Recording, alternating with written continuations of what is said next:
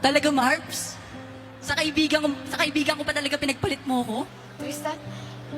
Alam mo, Tristan, matagal na tayong tapos. At ikaw, pare, tinuring kitang kaibigan.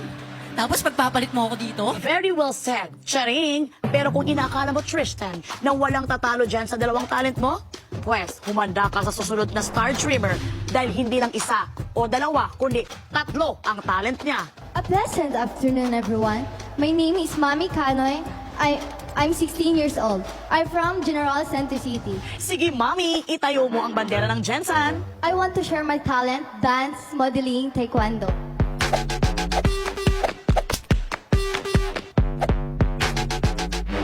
Thank you. O, di ba?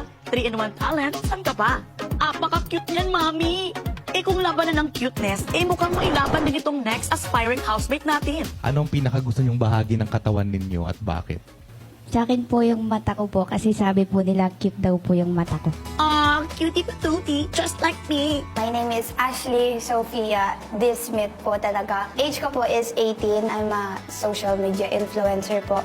And student din po. Nag-start po ako, pandemic po talaga.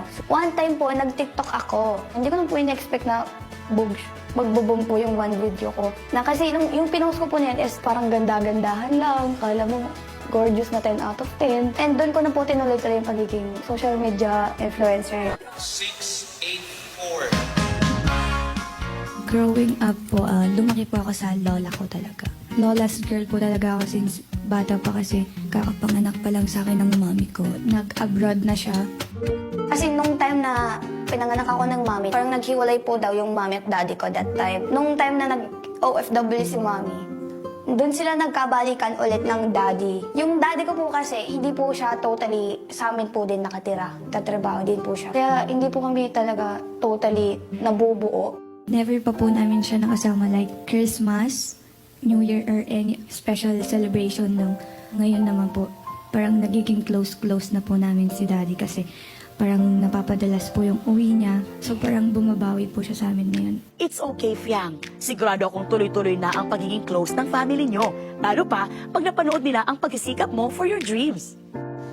Sino nga kaya kina Fiang, Tristan at Mami ang magiging official housemate ni Kuya o bibigyan ng idol training ng Star Magic?